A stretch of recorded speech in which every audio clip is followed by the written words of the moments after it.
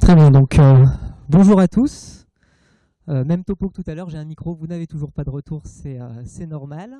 Donc, je me présente, je suis Thomas Domingos, donc je travaille à Lyon sur les activités innovation au sein de la cybersécurité et notamment sur les sujets de la blockchain. Et donc aujourd'hui, je vais vous présenter un projet, ou en tout cas une démo que nous avons autour de cette technologie-là pour la traçabilité. Donc, dans un premier temps, je vais rappeler un petit peu de contexte. Si vous connaissez bien la blockchain, je pourrais passer peut-être un petit peu plus rapidement, mais voilà. La première chose, c'est vous présenter deux paradigmes. C'est-à-dire que la blockchain pour la traçabilité, tout seul, ça n'a pas beaucoup d'intérêt. Il faut que ce soit lié à la réalité. Typiquement, vous avez un objet, vous voulez aller tracer un objet, on parle de traçabilité pour de la contrefaçon, pour des pièces automobiles, pour ce genre de choses. Donc vous allez avoir besoin de lier cet objet à un identifiant numérique qui, lui, pourrait être ensuite tracé dans la blockchain. Donc conjointement, ça marche très bien. Par contre, la blockchain toute seule, dans ce cas-là, c'est juste une donnée informatique qui passe et ça peut devenir plus compliqué. Donc c'est pour ça qu'on a deux paradigmes. La première sur l'identité digitale, et la deuxième sur justement la partie blockchain, sur le registre qui ne peut pas être modifié, etc. Donc voilà, donc il existe des solutions pour la première partie. Hein, pour la première partie, ça peut être des tags NFC sur des pièces automobiles, ça peut être des QR codes, bon, c'est des choses qui sont assez forgeables, ou des choses qui sont peut-être un peu plus évoluées, comme des puces électroniques dans des cartes à puces que vous avez tous dans vos sacs à main. Voilà. Typiquement, ça peut être là-dessus. Donc moi, je vais plus maintenant que j'ai fait cette présentation de paradigme, je vais plus aller vers la partie blockchain sur vraiment la gestion numérique de la traçabilité pour un identifiant donné. Il faut garder à l'esprit que potentiellement, c'est toujours lié à un identifiant relié à un objet réel. Voilà. Donc, la blockchain. Son contexte classique d'utilisation.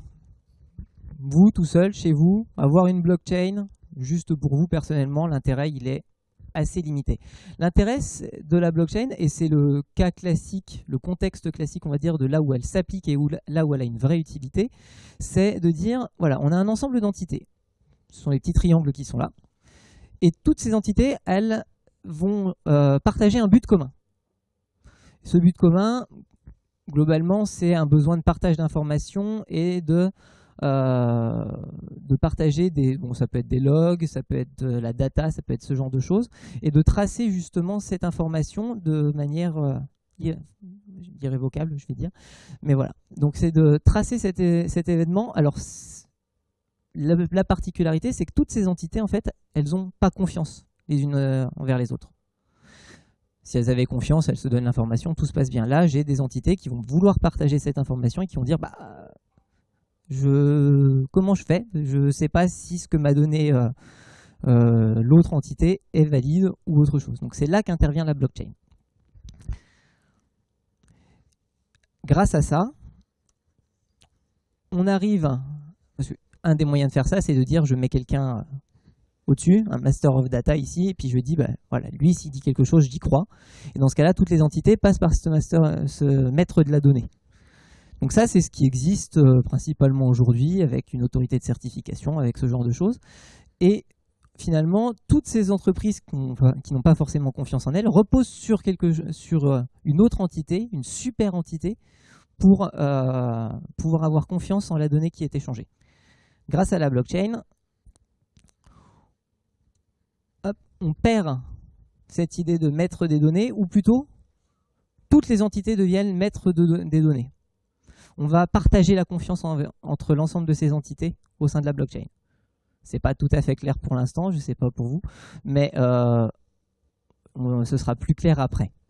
Mais l'idée, c'est vraiment ça, c'est-à-dire donner le même rôle à toutes ces entités par rapport à la donnée qu'elles gèrent et faire en sorte de ne plus avoir d'entités supérieures qui gèrent tout ça au-dessus. Voilà. Pour arriver à cela, on a deux types de blockchain. On les distingue, alors en fait, il y en a plus que ça, il y a des permutations, etc. Mais c'est les deux principaux types de blockchain.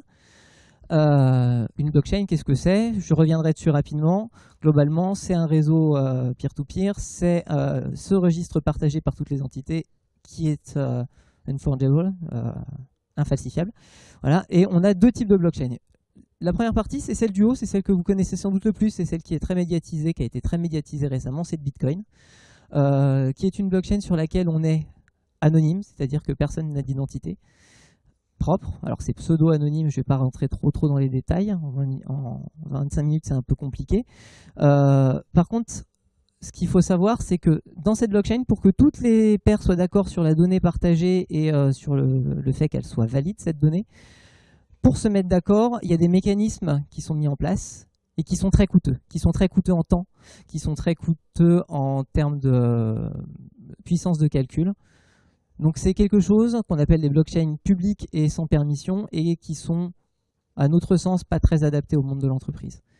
De l'autre côté, ici, on a une blockchain qui s'appelle une blockchain qui va être privée et à permission. Donc c'est le cas par exemple d'Hyperledger. Ethereum peut le faire dans certains cas, on peut réduire le réseau, mais ce n'est pas vraiment le but. Et la particularité, c'est qu'on va connaître les acteurs de cette chaîne. On va connaître l'ensemble des paires qui font partie de cette blockchain. Et connaissant ces paires-là, en fait, on va pouvoir adapter ce consensus et on va pouvoir faire en sorte que le fait que toutes les paires soient d'accord sur la donnée qu'elles veulent tracer, qu'elles veulent loguer au sein de la blockchain, soit plus adapté, soit moins coûteux en temps, soit moins coûteux en énergie. Donc on part vraiment sur cette partie-là pour l'instant, sur la blockchain privée. Alors une blockchain privée, qu'est-ce qu'il y a? Qu'est-ce qui se trouve dedans? Donc, on va retrouver ici l'ensemble des nœuds, c'est les petits triangles que vous aviez tout à l'heure. Il y a un petit changement de design, mais bon, c'est la même chose. Donc vous avez ces nœuds-là qui sont tous connectés entre eux. C'est un réseau pair à pair. Donc ce réseau pair à pair, c'est pour les gens qui téléchargent l'équivalent de torrent ou ce genre de choses. C'est vraiment un réseau qui est complètement distribué.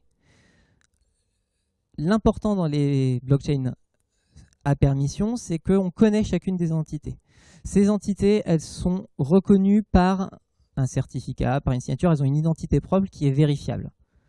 Alors vous allez me dire, oui, on a une PKI. La PKI, pour ceux qui le savent sans doute, c'est un certificat racine qui va donner qui va certifier les certificats en dessous, etc. Mais finalement, chaque paire peut avoir son propre certificat et on va connaître juste le certificat racine de cette paire, pour les détails.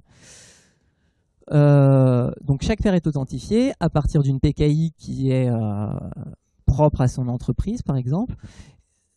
La blockchain va maintenir un consensus, c'est-à-dire qu'on va avoir ici un état partagé. C'est ce qu'on appelle le ledger. En ledger, en anglais, c'est un livre de compte. Donc c'est un livre de compte partagé qui va être l'état partagé par l'ensemble des pairs.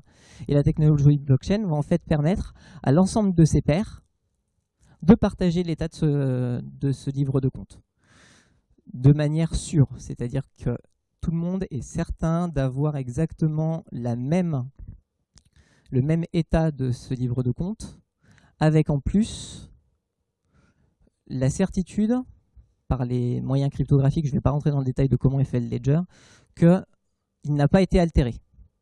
C'est-à-dire que si une personne va demander à écrire dans ce ledger, une des paires va demander à écrire dans ce ledger, une fois que ça a été inscrit dedans, il ne revient pas sur sa décision. On sait que c'est lui qui l'a écrit parce qu'il est authentifié, et on sait qu'il ne pourra pas modifier cette donnée après coup. Voilà. Donc on parle de ledger et d'état du ledger. Ça permet aussi d'autres choses, au-delà du Bitcoin qui va être juste un échange de transactions, des transactions financières. Ce type de technologie propose également de mettre en place des contrats, ce qu'on appelle les smart contracts, qui sont finalement uniquement des programmes décentralisés. C'est-à-dire que vous allez envoyer une exécution du code et tout le monde va faire exactement la même chose que vous. C'est toujours un partage d'état par rapport à un état donné. Un partage d'état pour l'ensemble des pairs. Voilà. Donc ça, c'est l'écosystème vraiment au sein même de la blockchain.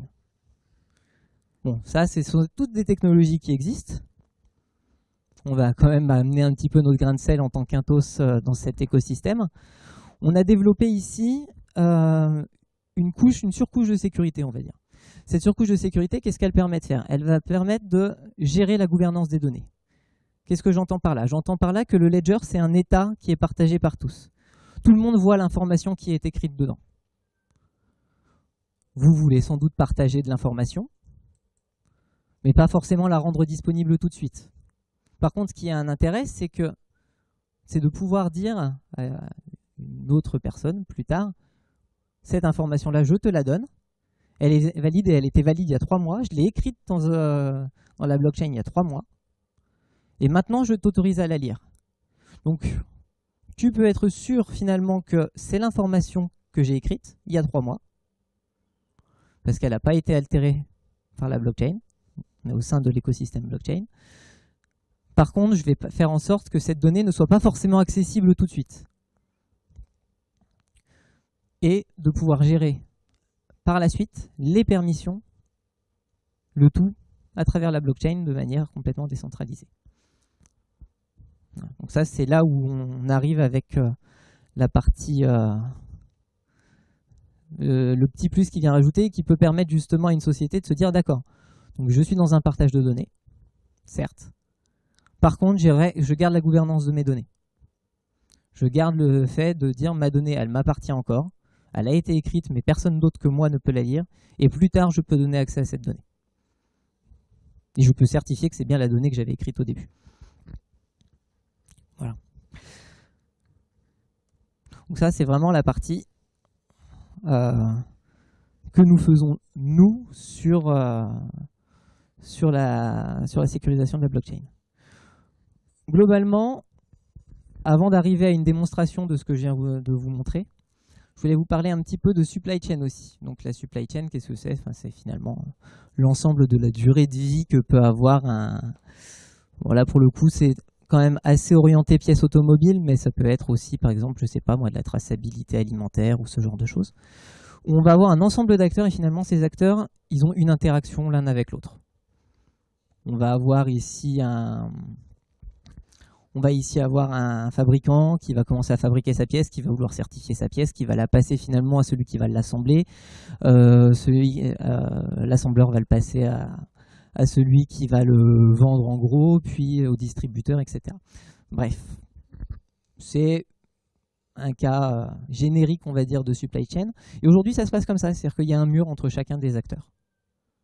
Le passage d'informations, il se fait d'un acteur A à un acteur B. Et si je suis l'acteur à la fin qui va être le distributeur ou même un auditeur sur une certification de pièces automobiles ou sur une certification de qualité sur une pièce, bah, il va falloir que j'aille voir celui qui a construit la pièce, mais est-ce que je connais tous les traitements qui ont été faits sur cette pièce pendant l'ensemble de la chaîne, ou alors, je ne sais pas, pour de la traçabilité alimentaire, je prends l'exemple du lait, finalement mon lait il vient d'une grosse cuve, il a été divisé en lots, il a été ajouté, il a été transformé en yaourt à un moment, ça vient de plusieurs cuves, etc. Comment est-ce que finalement je vais tracer ceci alors que j'ai plein d'acteurs au milieu en fait? Et finalement la blockchain peut permettre de mettre en commun ces informations parmi toutes ces entreprises en ne donnant l'accès à l'information utile qu'à l'entreprise qui va vraiment en avoir besoin, ou à un auditeur, ou à quelque chose comme ça, ou à une entreprise comme ça, pour pouvoir vraiment être sûr d'avoir l'ensemble des informations sur tout ce qui s'est passé sur, par exemple, je prends la transformation du lait. Un auditeur va voir toutes les transformations et va savoir de quelle cuve exactement cela vient, alors qu'un transformateur va juste savoir finalement d'où viennent ces deux cuves, mais pas ce qui sera fait après, etc. Ou un distributeur saura juste que ça vient du transformateur, mais pas forcément les cuves ni les fermes desquelles ça vient. Voilà. Donc c'est vraiment dans ces cas-là que la blockchain va apporter quelque chose. Encore une fois, je vais juste faire un petit rappel par rapport à ce qui a été dit tout au début. Le contexte, c'est un ensemble d'entreprises, d'entités qui ont tout un but commun, c'est vouloir partager cette information de traçabilité du lait. Elles ont tout un réel intérêt de le faire, vérifier la qualité de leurs produits à un instant T, vérifier que les transformations pour les derniers maillons de la chaîne ont bien été faites. C'est un souci de transparence aussi, mais en gardant, avec la surcouche de sécurité que nous avons développée, la possibilité de garder l'information pour soi et de garder la gouvernance de ces données. Voilà. Alors maintenant, je vais vous demander un petit peu d'indulgence, c'est le moment démo, donc il y a forcément un problème démo, hein, je vous le dis. Mais bon, on va espérer que tout se passe bien.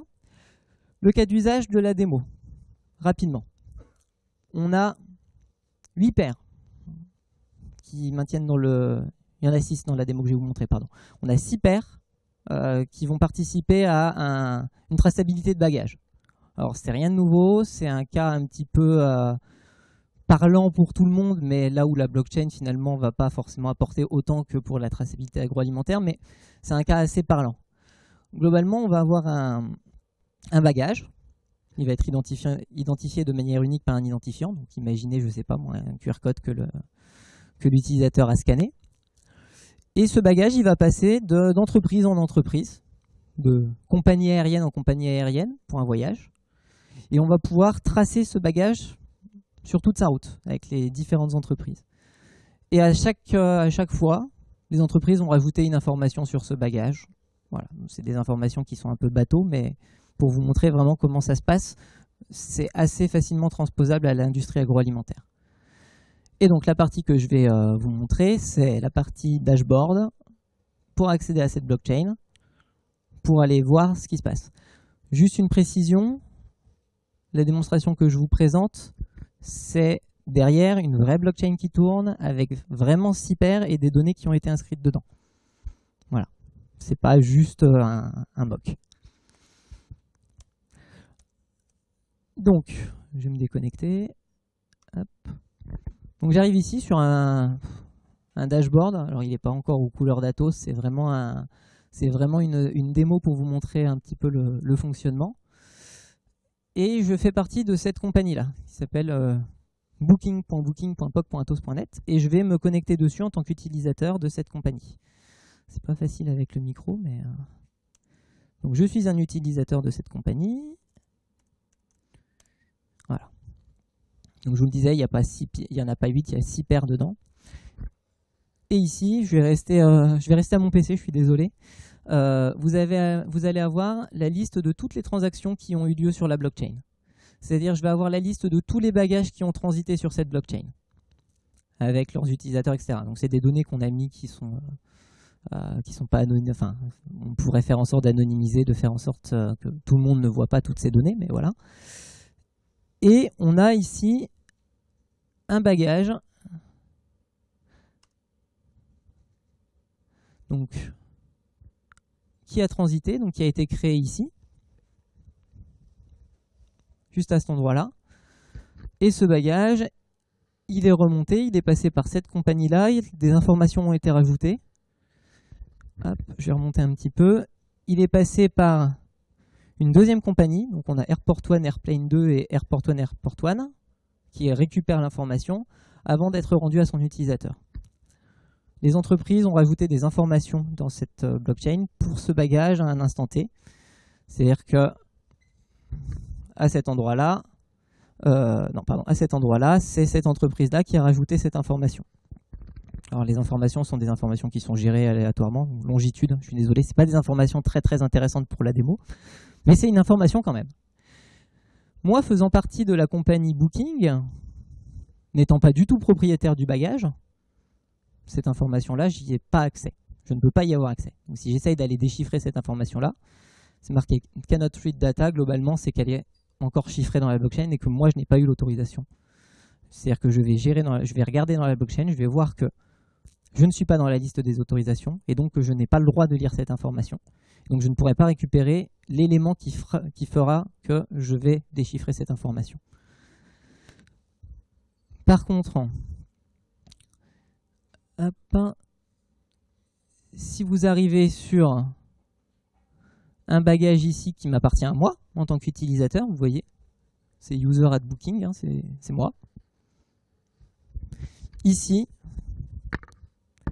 je vais avoir accès à l'ensemble des informations sur mon propre bagage.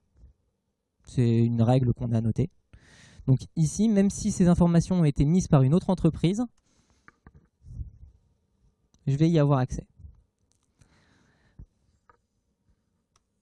Et maintenant, pour vous montrer Airport One, Airplane One, ici, Donc là, qu'est-ce que je viens de faire? Je viens de changer d'entreprise. Voilà, je suis un peu volatile, je suis passé dans l'entreprise Airport One, Airplane One, et je vais me connecter en tant qu'administrateur sur cette entreprise.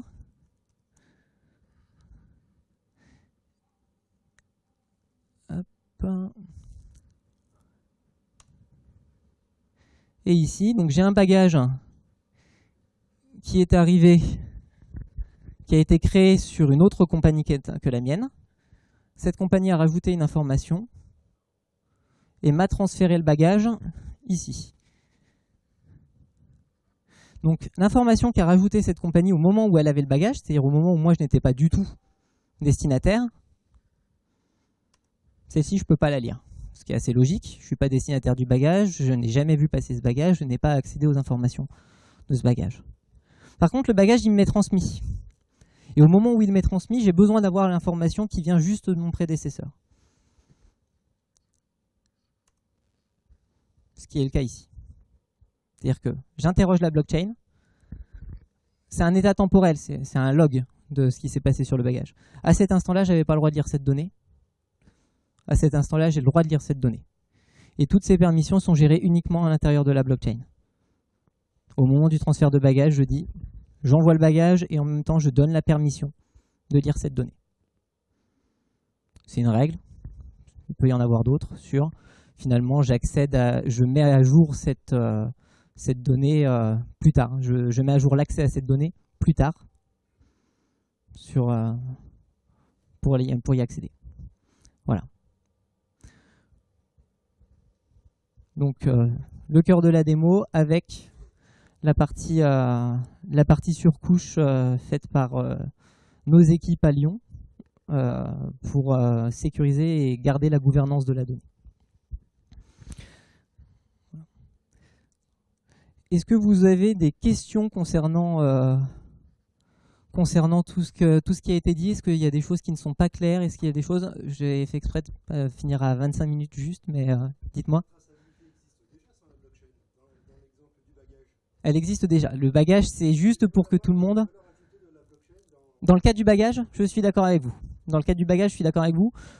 De manière générale, c'était le cas pour nous le plus simple et le plus parlant pour mettre en place la démonstration montrant que via une blockchain, on pouvait aussi gérer les accès aux données. Par contre, dans le cas d'une traçabilité de lait avec des entreprises qui sont externes et qui sont différentes et qui n'ont pas... Parce que vous me dites ça existe déjà, ça existe au sein d'une compagnie. Au sein de plusieurs compagnies, quand vous avez plusieurs... Il n'y a pas de solution. Et en ce moment, il y a une loi européenne, si je ne me trompe pas, je vérifierai et je vous dirai tout à l'heure, qui devrait passer justement sur le devoir des compagnies de pouvoir fournir ces informations dans le cas des échanges, parce qu'il y a beaucoup de bagages perdus sur ce genre de choses. Donc ça fait, la démo a été initiée par une demande d'une compagnie aérienne, qui finalement s'est tournée vers d'autres solutions. Mais par contre, dans le cas de compagnies qui sont vraiment... qui sont même pas dans la même spécialité, mais plutôt dans le même environnement, mais pas la même spécialité, là il y a un réel intérêt. Parce qu'on n'a pas de standard sur de la traçabilité agroalimentaire, par exemple. Voilà. Oui, on est un petit peu court au niveau du temps, mais dites-moi. Alors là, derrière ce qui se passe derrière là, c'est du Hyperledger, donc c'est des chain code. Donc c'est un programme écrit en Go distribué. Après, on fait ce qu'on veut. Comment ça? Ah, pour déclencher des actions derrière, on peut essayer de plugger ça sur des choses extérieures pour déclencher automatiquement des choses. Dites-moi. D'accord. Supposons par exemple que je suis fournisseur d'équipement. Oui. Je vais vendre mes équipements, je vais vendre une solution par exemple de blockchain à un industriel qui fait du lait, qui lui va transformer ce lait, va aller le vendre à quelqu'un d'autre, à une entreprise qui par exemple va faire des gâteaux, entreprise des gâteaux qui va vendre après au travers de chaînes de distribution. Est-ce que tous ces différents acteurs font partie de la blockchain, peuvent faire partie de la blockchain? Ils pourraient. Pourquoi pas? Après, la blockchain, finalement, c'est un consortium d'entreprises Il faut des entreprises qui ont vraiment ce but commun, qui ont la volonté de travailler ensemble, sans avoir cette confiance entre... Il n'y a pas besoin d'avoir... Justement, la blockchain est là pour que la confiance soit distribuée entre tous ces acteurs et de se dire, finalement, moi j'ai confiance en moi-même, et de la même manière, les autres ont confiance en eux-mêmes et vont mettre de l'information qui sera utile, et tout le monde a l'intérêt de travailler en commun sur cette blockchain.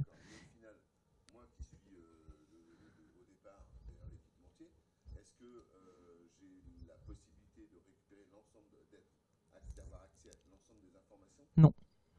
Enfin, après, c'est des règles à définir. Comme vous voyez, l'utilisateur il avait accès là à l'ensemble des informations ajoutées sur son bagage. Donc il a accès à l'ensemble de la trace. Mais après, il n'a pas forcément accès à toutes les informations. Ça, c'est le consortium, c'est des règles à définir dans le consortium et dans le smart contract. C'est l'ensemble des entreprises qui sont dedans. Ouais, on me fait signe qu'il faut que j'arrête, je suis désolé. Pour toutes les autres questions, je vous invite à venir me voir à la partie networking, je suis désolé. Merci.